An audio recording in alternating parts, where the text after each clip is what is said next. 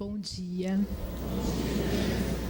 Que gostoso que a gente está aqui, né? Que bom, que bom. Quanta gente linda. Obrigada pela presença de cada um de vocês. Deixaram o conforto dos seus lares para vir até aqui. Eu espero corresponder com a confiança que vocês estão depositando em mim. Tá bom? Muito obrigada mesmo. Obrigada ao convite, Gladys, mais uma vez. Obrigada a essa casa abençoada que nos recebe nessa manhã. Que sejamos todos bem-vindos, que Deus nos abençoe. Amém. Que possamos celebrar a vida. Essa palestra de hoje, no fundo, fala sobre isso, sobre nós celebrarmos, confiarmos, aceitarmos e agradecermos o que a vida nos propõe. E nem sempre isso é muito fácil. Por isso que é preciso ainda falar, escutar, para, por fim, criar um sentido, aprender e alterar o nosso padrão de vida aqui na Terra. Não é? E eu vim bastante animada para essa palestra de hoje. Boa parte dela é baseada num livro pequeno de um autor que eu gosto muito, o psicólogo espanhol Juan Garriga Bacardí. Esse livrinho se chama Onde Estão as Moedas? É uma pergunta. 68 páginas, escritas com muita simplicidade, mas repletos de conceitos bem interessantes. Vale a pena a leitura, ok? Essa é a primeira dica de hoje. Mas, falar em celebrar a vida, eu acho que a gente pode começar indagando, afinal de contas, o que é a vida? A vida é tudo o que nos acontece? Sim. A vida é o que está acontecendo agora, no aqui e no agora? Exato. Todas as experiências, boas, ruins, tudo que nos acontece faz parte da existência. E aí nós, como espíritas, dizemos, Deus está em tudo. Então podemos inferir o quê? Por dedução. Que Deus é a própria vida. É tudo que nós estamos realizando também. Eu vou tentar aprofundar um pouco mais nesse conceito hoje junto com vocês. Tá bem? A vida é a jornada da alma. A minha jornada como espírito na Terra é a vida também. E a boa jornada de uma alma compreende 3 feitos importantíssimos, que é bom vocês anotem na mente e no coração. O primeiro feito que é preciso seja realizado é: nós precisamos descobrir quais são os nossos dons, os nossos talentos, e precisamos colocar esses talentos a serviço da vida, a serviço do mundo, das pessoas. Aristóteles dizia que aonde os meus talentos encontram as necessidades do mundo, ali é o meu lugar. Então, aquela aeromoça, né, que gosta de viajar, que na verdade gosta também de cuidar das pessoas e que trabalha numa aviação aérea e faz tudo com muito amor e recebe os passageiros com carinho e serve com carinho e atende aquelas pessoas que parecem estar com medo. Lembremos que muitas pessoas viajam de um país a outro em busca de visitar parentes ou então, infelizmente, para um velório. E essas profissionais são muito importantes, porque quando elas fazem isso com amor, elas estão colocando um talento que é delas, que é deles, também tem os comissários, a serviço do mundo. Assim é com uma professora, com um professor, né? Assim é com um enfermeiro, com terapeuta ocupacional, com médico, com psicólogo. Usar os nossos talentos pelo bem do mundo. A pessoa que trabalha numa biblioteca, separando livros, colocando em ordem, ajeitando, facilitando a vida do outro que vem acessar as informações das obras. Está ali a serviço da vida, está ali também a serviço de Deus. Onde está Deus? Em mim? Em vocês? Toda vez que eu sirvo, eu estou evocando Deus que habita em mim para trabalhar e evocar o Deus que habita em vocês. Essa é a primeira lição. Precisamos descobrir quais são os nossos talentos e colocá-los a serviço do mundo. Isso é emprestar um sentido à nossa própria existência. Pessoas que têm talentos diferentes daquilo que realizam, geralmente são infelizes na profissão, geralmente são infelizes naquilo que realizam. Acordam sem vontade de ir para o trabalho, não têm muita vontade de levantar da cama para realizar as coisas. Segunda lição, muito importante. Precisamos descobrir quais são as nossas feridas e cuidá-las, saná-las.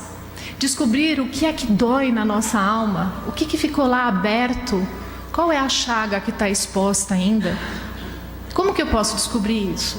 As mágoas, as tristezas, as lembranças tóxicas que invadem a minha alma com frequência. Eu preciso olhar para isso, cuidar disso, tratar, para então continuar a minha jornada mais plena e feliz. Faz sentido, gente? Muito bom. A última grande lição, o último grande feito que é preciso realizemos: aceitar. Precisamos aceitar o que a vida nos propõe, de bom e de ruim. E aí é que a porca torce o rabo. Acho que nos 2 anteriores a gente consegue realizar até com um pouco mais de facilidade, né? Eu quero fazer a graduação, aquilo que eu gosto, eu vou estudar no que eu acho que é interessante, vou fazer aquilo com amor. Muitas pessoas conseguem isso com certa facilidade. Outras conseguem olhar assim para suas dores e trabalhá-las, mas aceitar o que a vida propõe, nem sempre. E é sobre isso principalmente que eu vou falar agora no decorrer dessa palestra. Vou começar contando 2 sonhos. Vou passar aqui. É no Enter que vai? Como que eu passo o slide aqui? Virou. Ih, tem que voltar um então. Maravilha. Agora foi. Nesse livro que o Garriga escreveu, ele propõe 2 sonhos repletos de símbolos. Eu gostaria que vocês prestassem atenção, porque realmente os sonhos evocam muito daquilo que a gente precisa discutir aqui hoje. Numa noite qualquer, num tempo qualquer, uma pessoa teve um sonho. Sonhou que os pais se aproximavam e entregavam para ele moedas. Não sabemos se eram muitas moedas, poucas, se eram moedas preciosas ou não. Mas conforme os pais depositavam as moedas nas mãos dele, ele foi sentindo uma alegria, o peito foi ficando aquecido. Então ele ficou feliz e dormiu serenamente o resto da noite. Na manhã seguinte, quando despertou, foi até a casa dos pais. E chegando lá, contou que teve um sonho com eles. Falou: olha, na noite passada eu sonhei que vocês me entregavam moedas. Eu não sei se eram muitas, se eram poucas, de que material elas eram feitas, mas não importa. Eu aceito as moedas. Essas moedas me correspondem. São as moedas que eu mereço. E agora estou inteiro, estou pleno e sei que com elas eu posso seguir a minha vida e ser feliz. Os pais ficaram contentes, se sentiram grandes. E ele saiu, com passos firmes, seguiu a jornada da existência dele. Foi encontrando pessoas pela vida que cruzaram a vida dele e as trocas eram boas. Embora ele tenha sido visitado pela dor diversas vezes, porque todos nós somos visitados pela dor, ele sempre tinha força, resiliência e superava. Sentia dor, se entristecia, mas depois conseguia superar. E de vez em quando ele olhava para trás e lembrava das raízes dele. E ele dizia: nossa, não há melhor fertilizante do que as nossas origens. E eu me sinto pleno, me sinto bem.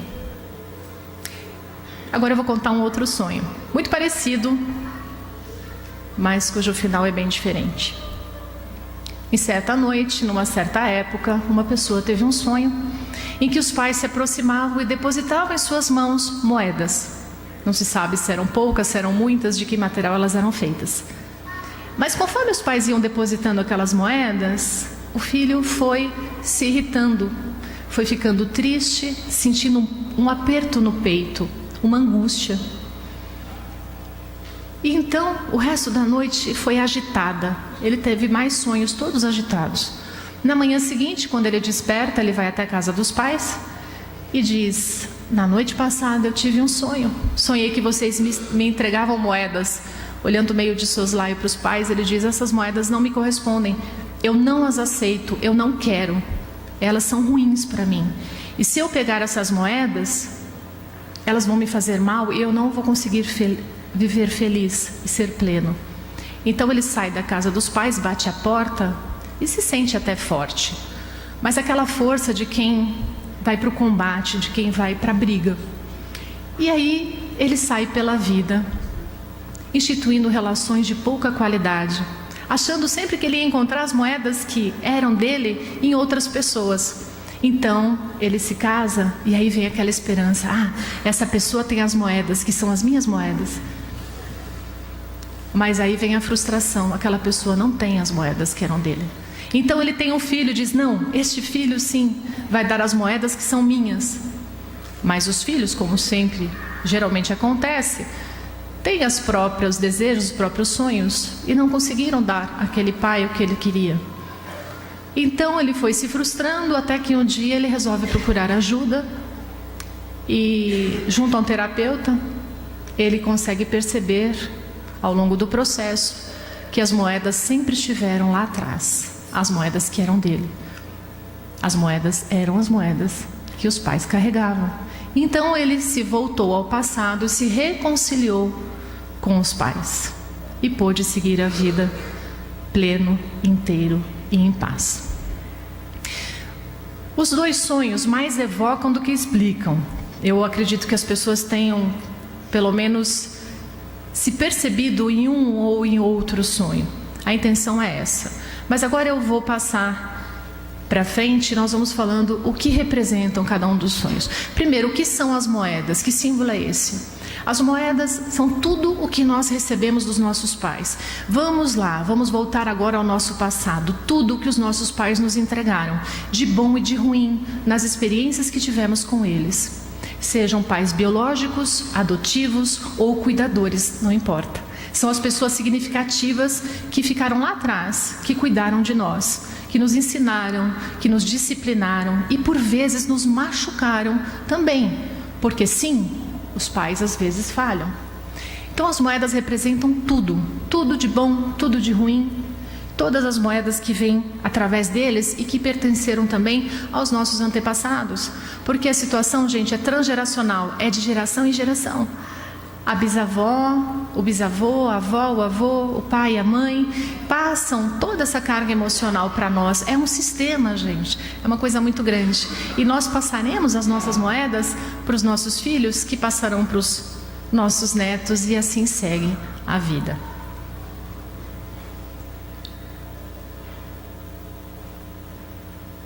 Eu vou voltar mais um pouquinho. Como saber, né? Quando nós não aceitamos aquilo que os nossos pais nos deram. Busquem nas suas memórias 3, 4, 5 lembranças difíceis que às vezes afloram. Vem. E aí a gente sente aquele desconforto no peito. São moedas que não foram aceitas. E por que é importante aceitá-las? Por que é importante aceitar o que os pais nos deram?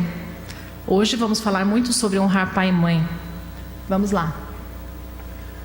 O que eu perco quando eu não aceito aquilo que os pais viveram comigo? Somatização, vocês já ouviram falar nesse termo? Muito bem. Psicossomática, as coisas começam no emocional e o corpo começa a traduzir em forma de doenças ou às vezes curas também, né? Dependendo daquilo que a mente traz com frequência. Então, como acontece esse processo? Eu sinto dor, eu sinto mágoa, sinto tristeza, 1 dia, 2 dias, 10 dias, 1 ano, e isso vai. Chega um momento qualquer, cada um reage a uma maneira, em que o nosso cérebro começa a emitir comandos para o corpo, através de algumas glândulas, que aí não vem ao caso trazer nomes aqui, e o nosso corpo começa a entrar num processo, né, de adoecimento.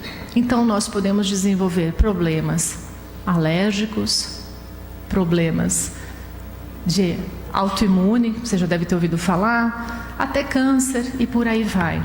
E tem também pessoas que dão essa descarga só no campo psicológico, então desenvolvem síndromes psiquiátricas, né? Síndrome do pânico, depressão, síndromes ansiosas e, enfim, já ouviram falar sobre tudo isso que eu estou dizendo aqui? Acredito que sim. Então, quando eu não aceito o que a vida me traz, quando eu bato de frente com o peito endurecido e digo assim, não, eu não quero isso, isso não pode, isso é injusto, o que acontece? Eu ancoro numa emoção tóxica e eu vou começando a ter problemas. Porque toda vez que eu fico na posição de muro, obviamente a vida não vai a guardar a minha flexibilidade, ela vai forçar e eu vou acabar adoecendo. Então, é claro, e fica para nós aí a lição, que a dor não vem para nos destruir. A experiência difícil não vem para acabar conosco, mas vem para nos fortalecer. É importante a forma como nós olhamos a realidade é que tem que ser alterada. A realidade é... Exemplo, vocês já ouviram falar nos nictofóbicos? São as pessoas que têm terror à noite. Começou a anoitecer, as pessoas têm fobia, têm medo da noite. Mas eu imagino que a maior parte, ou todos aqui nessa manhã, não sentem medo da noite. Sentem? Acho que não, né? Não sei quando nós tínhamos 10, 11 anos, que acho que dava um pouco disso, medo do anoitecer.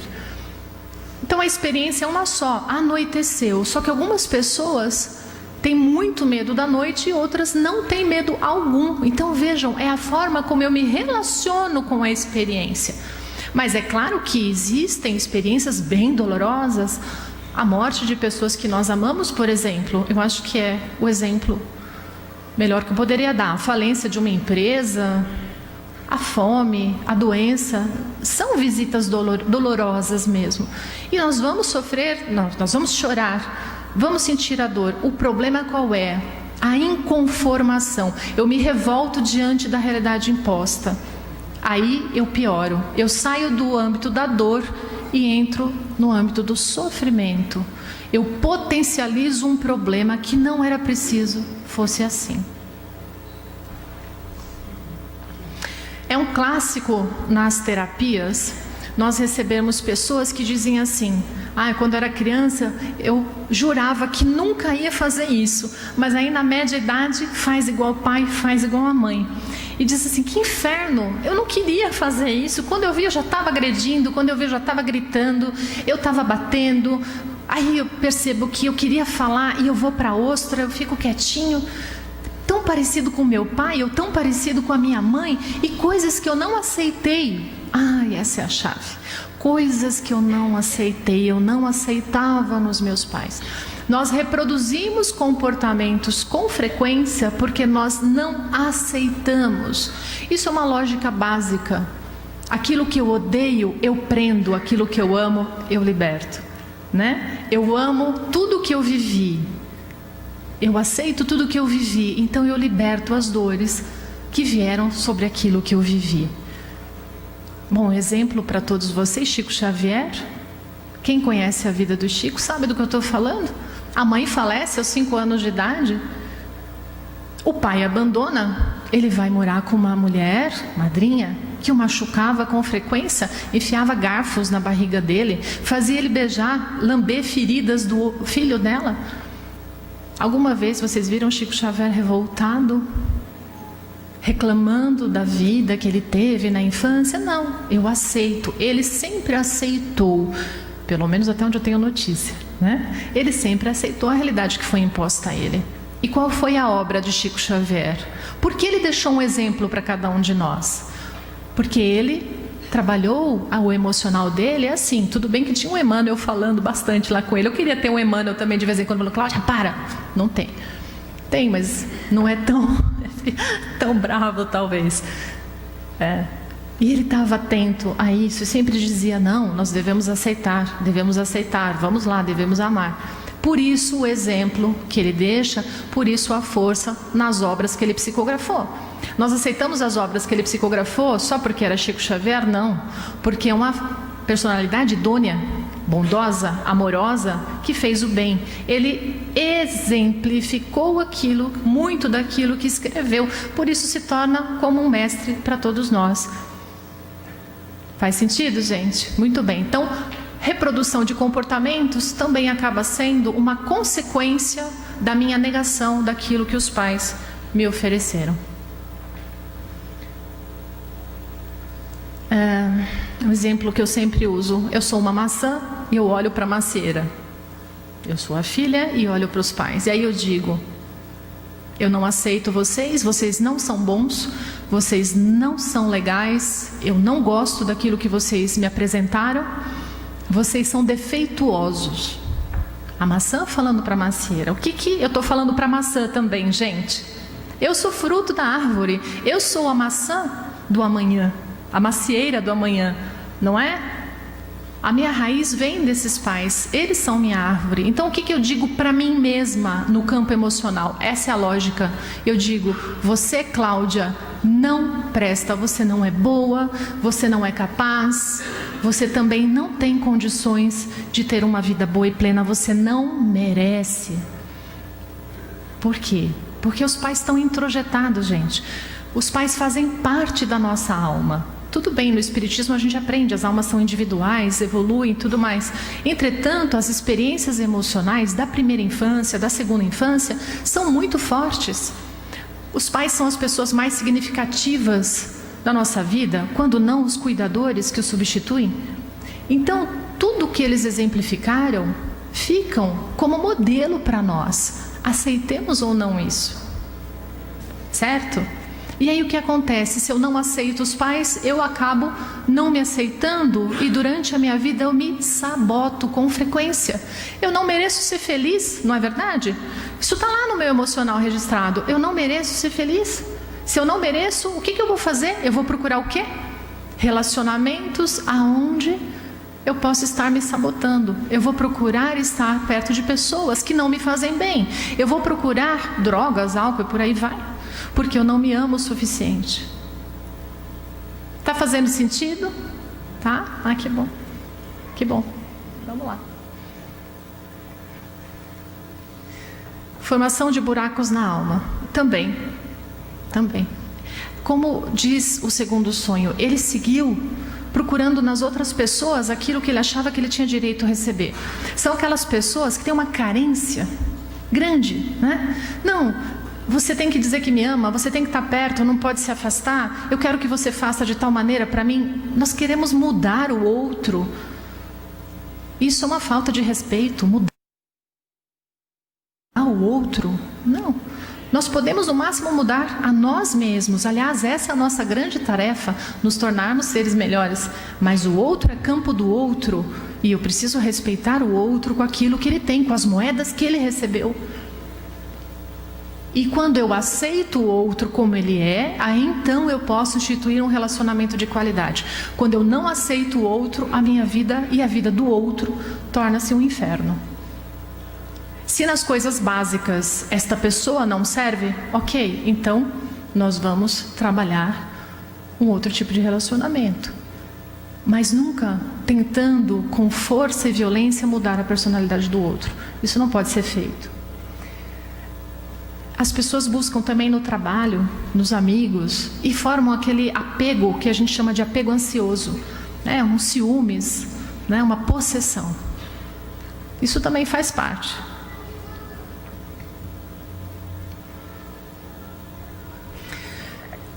Tudo na vida é impermanente. Hoje estamos aqui. Daqui 100 anos, ninguém estará aqui. Nós vamos estar fazendo palestra lá do outro lado, acho eu, né? Tudo é impermanente. Tudo. Nada é permanente, a não ser Deus. Até o espírito muda, né? Com frequência, de um jeito para outro, de um dia para o outro também. Muito bem. Quem somos nós para tentarmos fixar a realidade? Então, é o que nós tentamos fazer, né? Isso aqui não pode ter fim, o casamento não pode ter fim, a vida não pode ter fim, a minha vozinha de 100 anos não pode morrer, ela tem que ficar mais comigo, então eu vou entubar, eu vou internar, eu vou fazer todo o possível, porque se for mais um dia respirando, ela tem que estar comigo. Nós vamos tentando nos agarrar à realidade, só que não, a realidade precisa fluir, ela caminha. E com as emoções a mesma coisa. Imagina as emoções como ondas da praia. Vêm e vão. Tristeza vem, mas ela vai.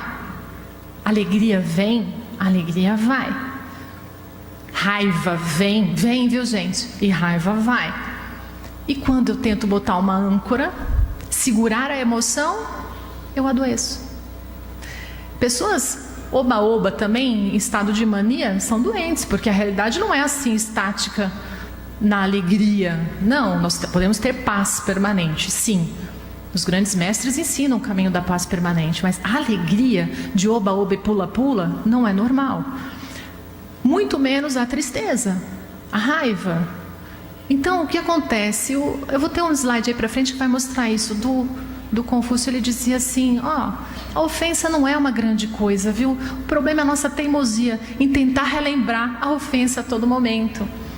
Então vem a onda da tristeza, aí eu falo, ai, como eu sou infeliz, como eu sou triste, que pessoa injusta, malvada, e palavrão, e por aí vai, né? Pessoa que morra, tal. Porque aqui todo mundo é bonzinho, né? Na casa espírita, assim, chega em casa, a hora que tá com raiva. Não é assim? E aí a gente ancora nessa emoção difícil. E o que acontece? Tudo o que eu fui falando lá para trás, os outros slides, a gente somatiza, a gente reproduz o problema, a gente dispara uma energia deletéria à nossa volta, as pessoas vão se contaminando com essa nossa energia ruim. Enfim, resolve alguma coisa? Não, piora o problema. Eu ia falar um pouco sobre depressão, se der, depois eu falo um pouco mais. Postura regredida. Na verdade, eu vou falar um pouco sobre depressão, sim. Acho que eu tenho que falar. Vamos lá.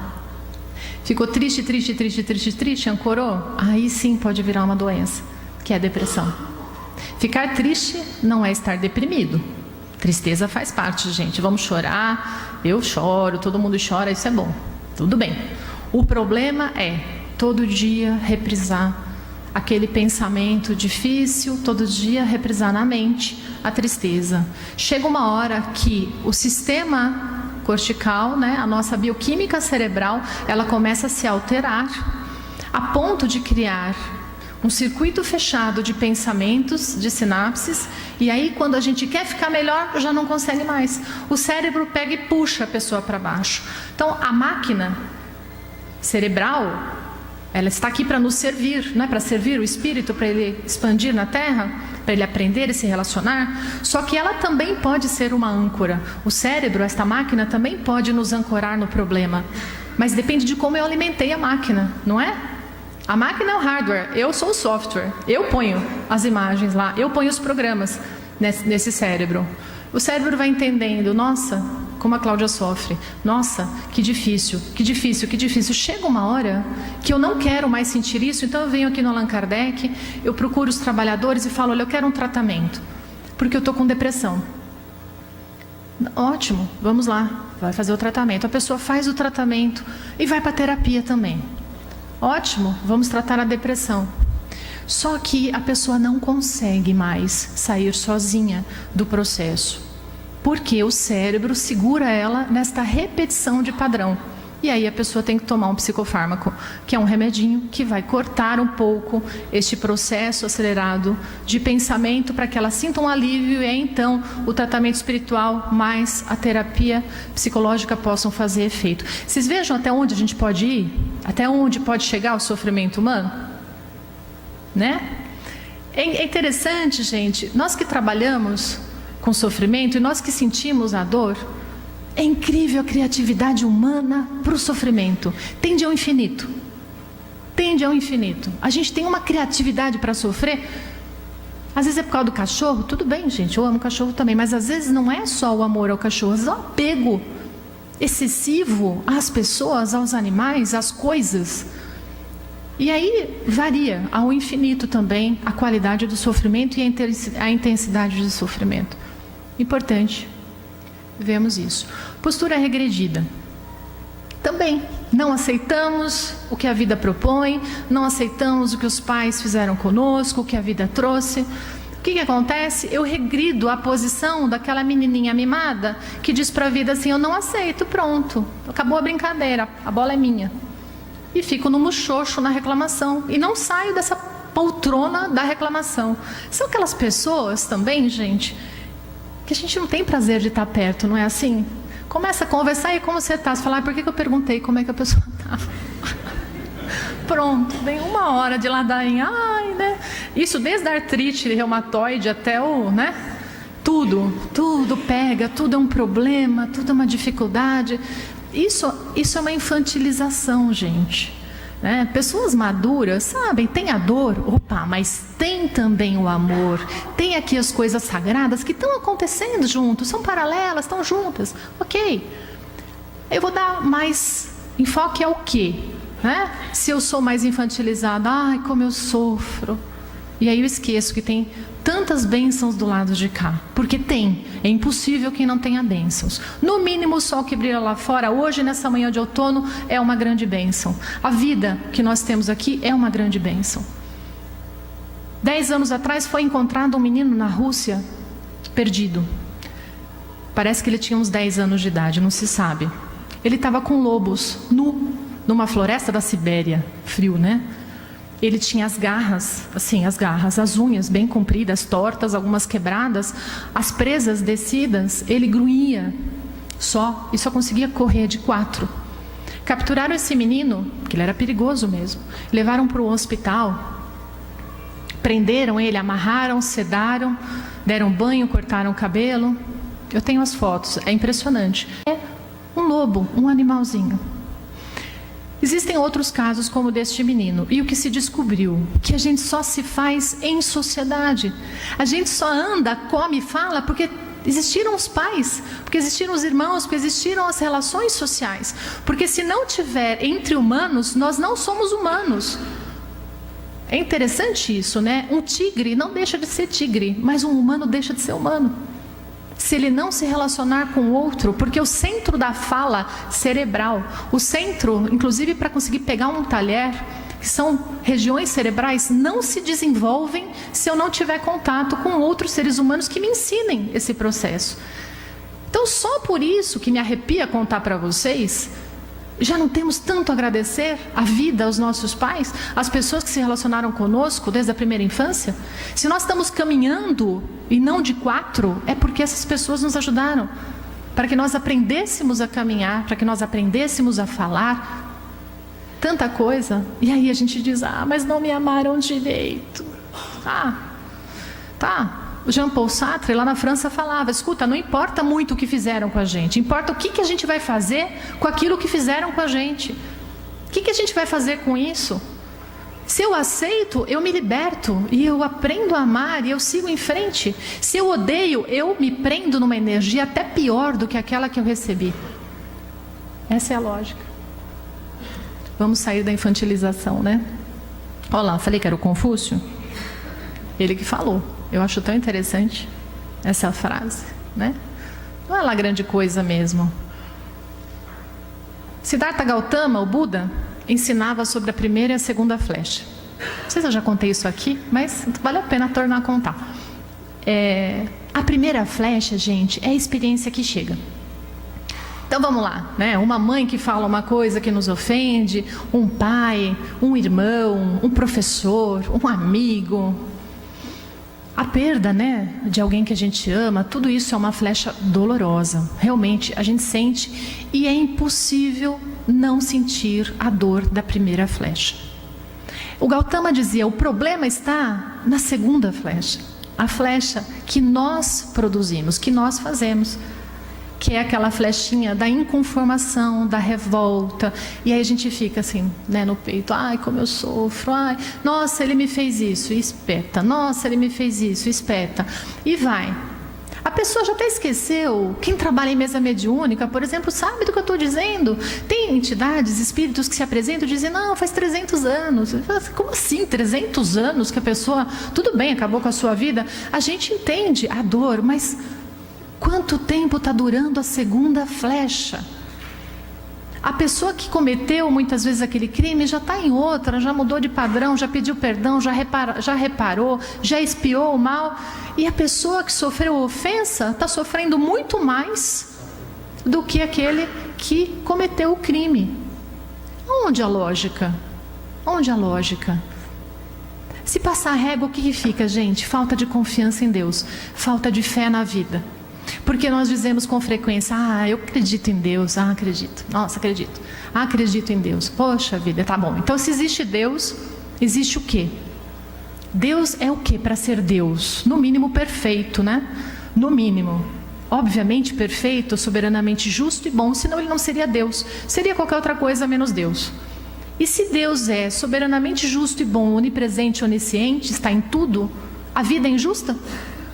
Os pais não me correspondem? A família que eu recebi não era boa para mim? Eu precisava de outra coisa diferente? Ou será que eu preciso aprender a ser um ser humano melhor a partir das ferramentas que a vida me empresta? Fica aí a pergunta. Quando eu aceito tudo que eu vivi, eu começo a emprestar um sentido para a vida. A vida vai ter um novo sentido. É tão gostoso, gente, quando a gente passa por um sufoco. Já passei por vários, né? Quase 50 anos, já dá um monte de sufoco aí na lista. Mas, por exemplo, eu passei pela falência de uma empresa. Quem já passou por aí sabe como é que é. Nossa, que dor. Mas hoje eu olho para trás e eu falo, que bom que ela faliu. E não é que eu enlouqueci, mas é que porque ela faliu, eu fui para psicologia. Eu peguei os meus talentos e fui trabalhar em outra área. Ai, sofri, viu, gente? Muxoxo, reclamação, infantilizei, chorei, fiquei presa lá no túmulo da empresa. Até que eu falei, não está resolvendo, né? A gente resolve ser um pouco mais inteligente, que a inteligência emocional é uma inteligência.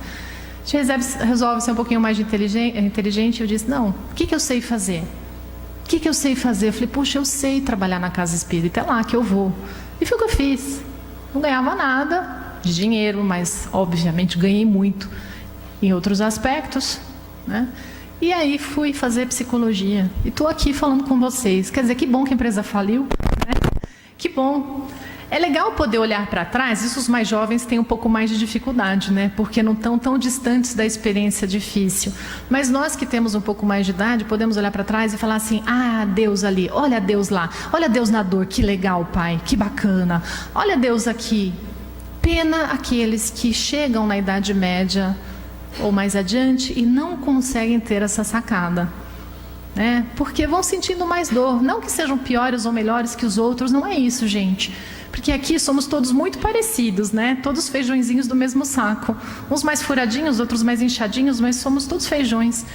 A diferença qual é? Uns sofrem mais, outros sofrem menos. E não precisa. Não precisa. Mas o planeta é de provas e expiações. O planeta é de provas e expiações, mas não é só isso, não. O planeta também é de muita alegria, também tem paz, também tem bênçãos. A gente vai ficar só nessa fala de ou é prova ou é expiação? Puxa, não, também tem bênção, né? Temos que olhar para isso.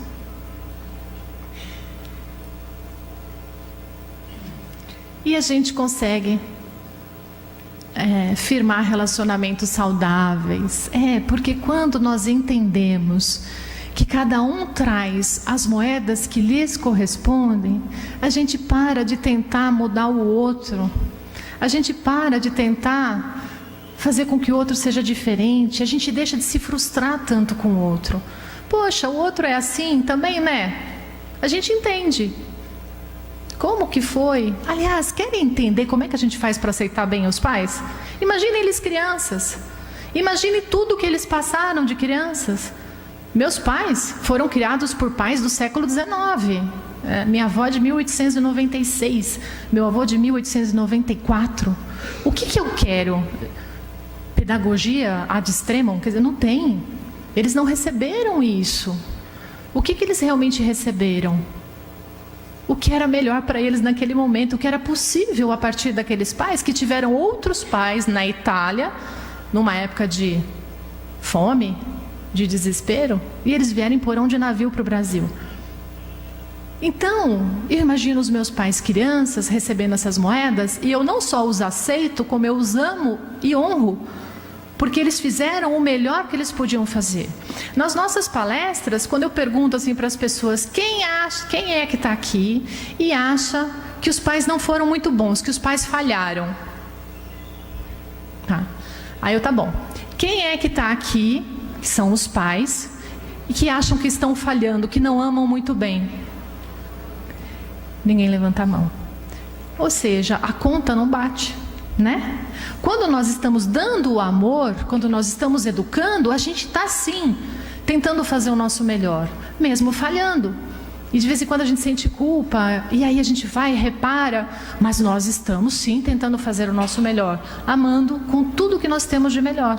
E nós falhamos. E assim também não é com os nossos pais? Sim, é. Mesmo quando eles nos abandonam. não tiveram ferramenta suficiente para aprender a amar, não conseguiram superar as suas dificuldades para nos acolher, para nos amar. Então nós precisamos aceitar e entender que se eles não tiveram muita dor no antes, ainda terão no depois. Precisamos entendê-los como crianças desamparadas também, porque não existem erros nesse sentido. O que existe é reprodução de dor aprendida. Aí é o slide do que eu estava falando. E o que significa então amar os nossos pais? O que significa honrar? Quinto mandamento da Torá, da Bíblia. Devemos honrar aos nossos pais. Além de aceitar que eles sejam como eles são, nós precisamos fazer da nossa vida algo melhor do que eles conseguiram fazer com a vida deles. Essa é a evolução na Terra. Uma geração sendo melhor do que a anterior. E eu espero que os meus filhos sejam melhores do que eu. Espero mesmo. Porque aí é sinal que eles se amam. Porque eles aprenderam a amar a eles mesmos. E para nos amarmos, nós precisamos aprender a amar a vida que nós temos e amar as nossas raízes. Quando eu amo os meus pais, lembra daquele processo de autossabotagem? Se eu não amo, eu não me amo. Se eu amo, eu aprendo a me amar. É esta a lógica. E se eu me amo, eu vou fazer da minha vida algo bom, algo com sentido positivo. Eu vou transformar a minha vida em algo até melhor do que eles conseguiram fazer com a deles. E quem é pai e mãe que está aqui? Se eu perguntar, tenho certeza que vai me responder isso. Vocês querem que seus filhos sejam felizes? Sim, essa é a nossa missão na Terra, a nossa maior missão é paternidade e maternidade. Então, se eu vejo que os meus filhos são melhores que eu cumpri o meu papel, eu consegui, essa é a minha alegria. Então, se queremos honrar os nossos pais, o que nós temos que fazer? Tapete vermelho toda semana? A melhor parte do frango? Não é bem isso. É claro que é cuidar e amar, mas é fazer da minha vida algo melhor do que eles conseguiram fazer com a vida deles.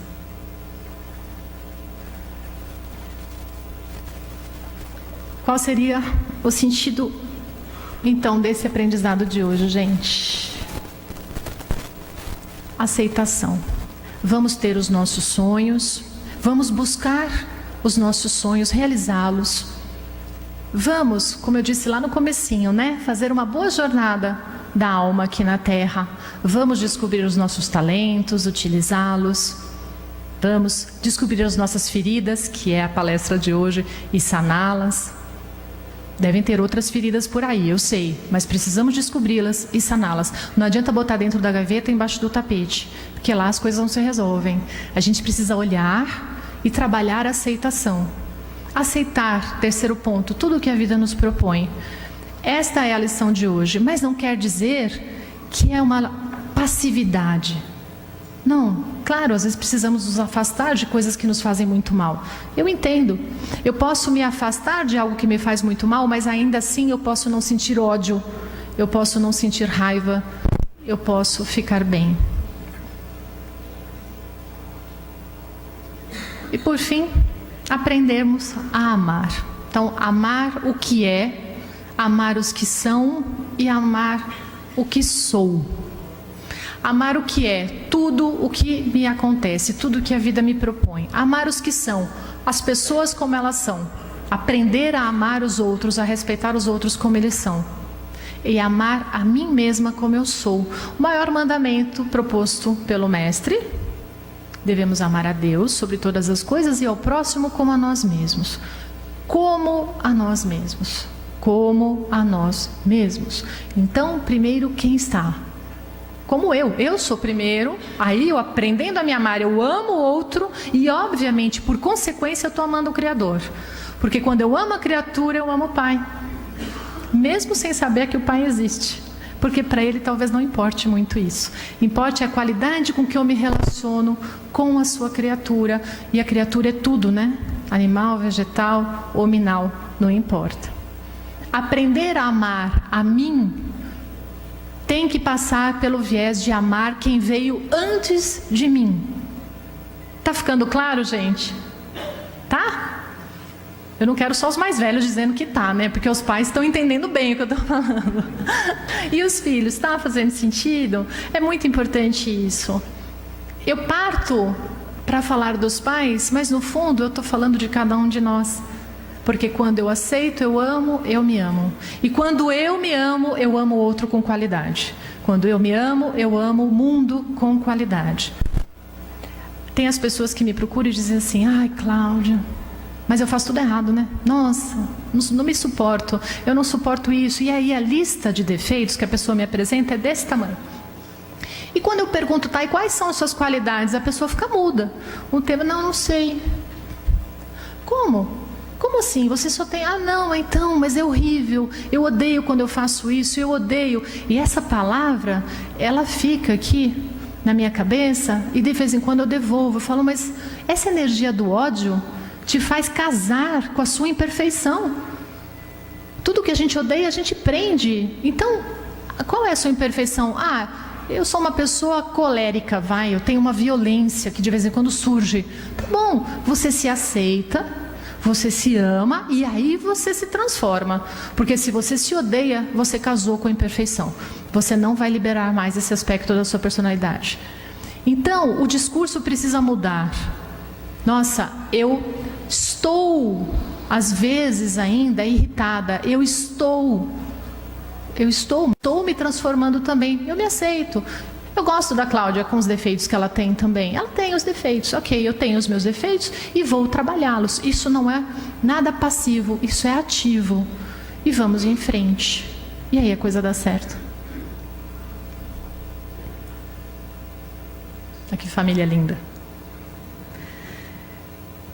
É isso, gente. Eu desejo que vocês consigam fazer a boa jornada da alma, cada um de vocês, que vocês consigam encontrar o melhor caminho para acolher a experiência nos seus corações de maneira amorosa e que a cada manhã vocês possam confiar, aceitar e agradecer tudo que a vida propor nas 24 horas que vão se seguir.